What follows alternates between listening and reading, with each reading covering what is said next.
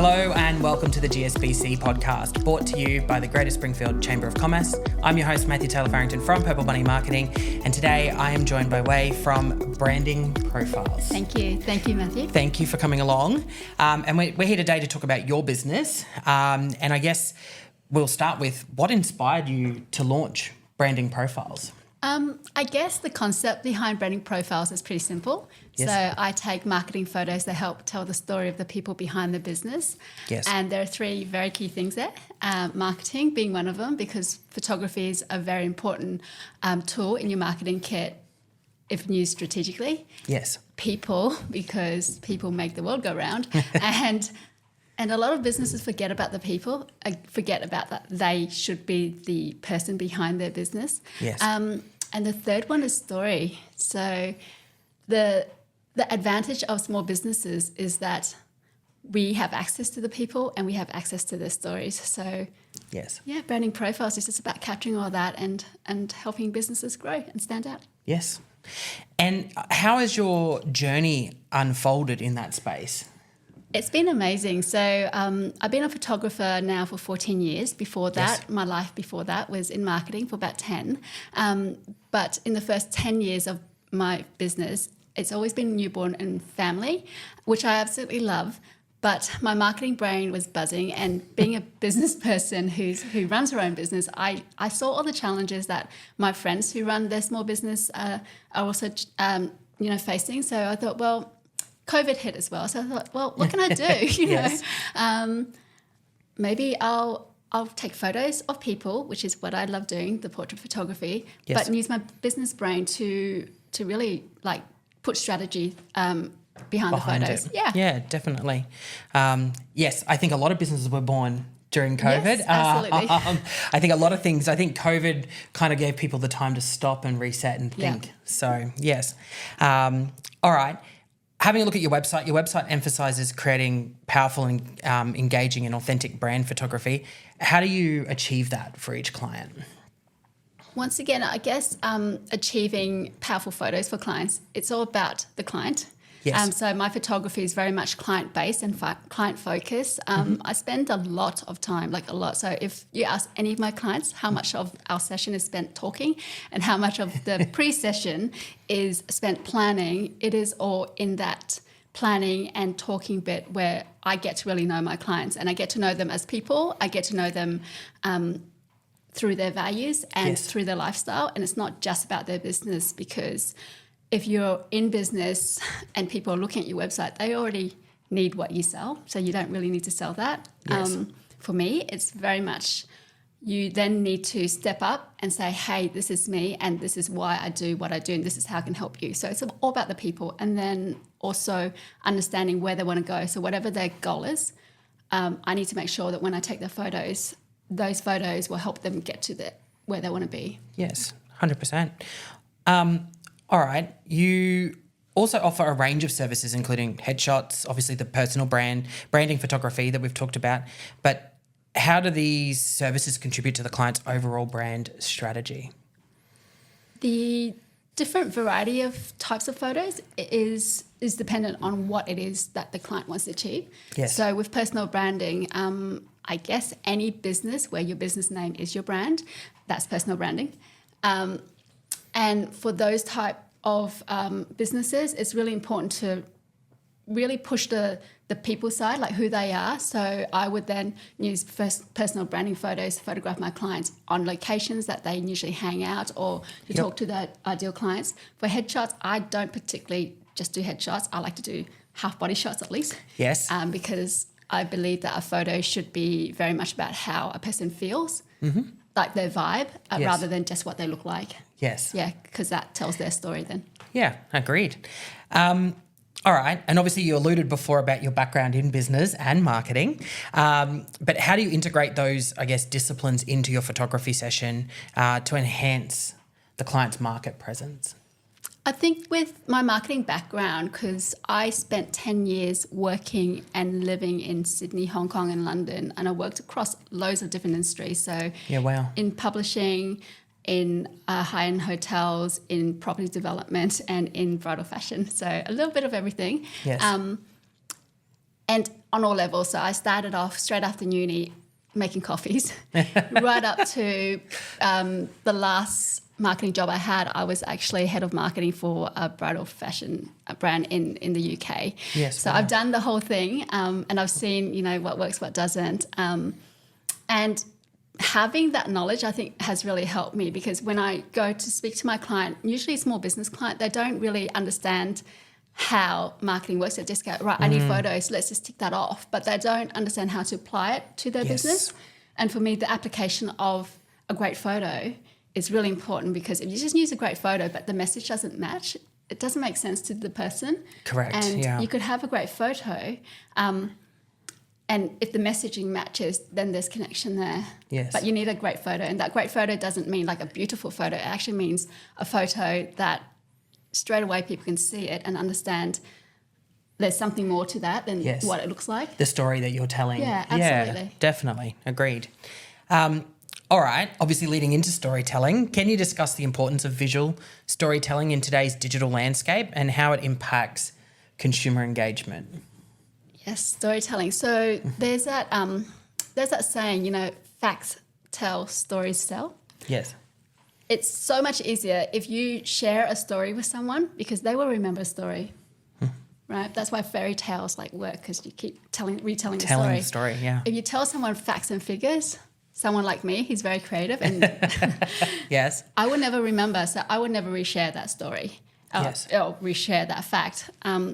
So storytelling in photography is fantastic, because someone will see an image, then they read the message, they make sense, and it sticks in their brain because it resonates with them on some level. Yes. And then that story will just sit there at the back of the mind until one day they need your service, or one day they talk to someone who needs your service, and they will remember that story and how it affected them, and then they share it. Yes, agreed. I think photography is a very important aspect of any good marketing plan, and I think especially for business owners who are in their business day to day, I think it's very important that they have well-crafted professional photos taken to tell their story. Absolutely. I think standing against a white wall and just taking a photo of the team isn't the best outcome that you could present for your business, definitely. All right, so reflecting on your work, is there a particular project that stands out as a testament to the impact of effective branding photography? I have so many amazing stories with different clients, but I think the one that stands out most for me is my beautiful coaching client, Jillian. She started a business about 2 years ago, and she's not someone who likes photos, so she stepped out of the corporate world and straight into her own leadership coaching. She's amazing at what she does, and she's very active on LinkedIn. But the images and stuff that she was using on LinkedIn prior was very much like the Canva templates and stuff like that. Not so much photos, because she has told me I don't like photos of myself, but she knows she needs it because she's building her personal brand. So when I go to her LinkedIn page, I can see straight off how measurable it was, the level of engagement before and after she started incorporating photos in. Quite literally, it jumped tenfold. Yes. And she's amazing at what she does, because she uses her photos, integrates it with videos, selfies, all sorts. So it's a mix, and it's not just professional photos. So that's the other trap. Don't always use straight on, full on professional photos. Put behind the scenes in there, put work in progress, that kind of thing. People like to see what you do. They just don't like the They want to see polished. the authentic side of it. They don't want to see the Spielberg production from Event Cinemas. Absolutely. Yes. It's too polished, and it doesn't feel real. Yes. So Jillian's a fantastic example of the impact that photography has had in elevating her personal brand and engagement. Yeah, definitely. You might be shocked to know this, but I agree, and I think most business owners are the same.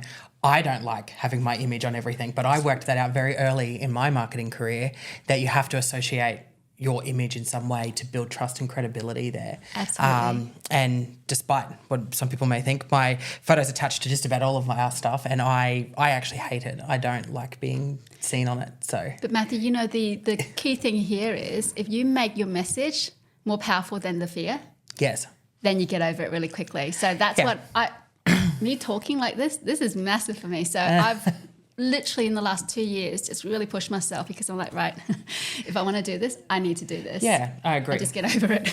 Yes, yeah, agreed. And I guess that's why I was saying that, because it leads me into my next question around, some businesses are hesitant in investing in professional photography, and for a range of different things. Teams that don't like photos, staff that don't like photos, they themselves who don't like photos, stuff like that. But what insights would you share to kind of provide value about why it's so important? A few things. So photography is powerful. Now, everyone has a phone which has the most amazing technology for photos. Use that. Yes. Very important. Everyone can do that. Yes. But why would you pay for a professional photographer? From my point of view, especially with me, I don't just turn up and take a photo. No. Because correct. I'm not doing anyone a service. I can do that in my free time. But for me, professional photography comes with a whole gamut of skill sets that, for me, it's my marketing background and how it applies. I'm also a business owner, so I know your struggles. I know a lot of people don't like doing certain things. And I also have dealt with, I think my biggest kind of corporate headshotty client is 40 lawyers in 3 days who did not want their photos taken, but they were building a new website. Yes. So it's important because with AI or with the internet in general, there's just so much out there. Mm-hmm. And personally, when I'm Googling for service or business, the first thing I do is go to the About page. And if there's no image and if there's no personality, I look at it and go, right, you either can't be bothered or you're fake. Yes. So just attaching a photo, any photo, brings that trust up a lot. Yeah, I agree. I think it's very important. Yeah. People buy from people. Yes. So they want to see their faces. Yes. So I think it's important, definitely. All right, last question for you, and then you can jump out of the hot seat.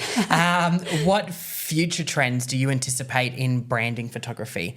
Obviously, you mentioned the rise of AI, but how will this, how will you adapt, and with these changes that are coming? Yeah, AI is here to stay. I actually love AI because I use it to I use it very much to speed up the process, and I think that's what AI's role should be, is as a tool to help you. But we've all been using AI, so if you're a photographer, you've been using it forever in your Photoshop. Yes. There's so much we use, right? Correct. But how to adapt is, I think, very much the importance of businesses is trust. So trust is going to be a massive factor. With AI being so powerful, sometimes you look at a photo and go, oh, that looks really real, but as a trained eye, I know it's not real, but someone else might not. So showing up authentically and showing up as you and having photos that look like you and feel like you, not an AI version of you, that's going to be really key, but also videography. So seeing people talk, seeing them in motion, seeing them moving about, making mistakes. Yes. That's all really important because people want to feel the realness. And as part of how I would adapt, I've actually included a videographer as a new service in my business. Yes. So I'm going through a rebrand at the moment to then offer videography as part of my service for my clients. So it's not just 2D, it's going to be almost 3D. Yes. Yeah. Not stationary, motion included. Yes. And also voice. Because the way someone feels, like when someone's talking, you can feel the energy. Correct. And photography is very much about energy. It's not about the way you look. Yes. It's the way someone feels, like the vibe and how confident you are. 100%. Couldn't agree more. Wonderful. All right. Well, thank you for coming a long way, having a chat and talking about your business and what you do. And thank you for tuning in to the latest episode of the GSBC podcast, brought to you by the Greater Springfield Chamber of Commerce.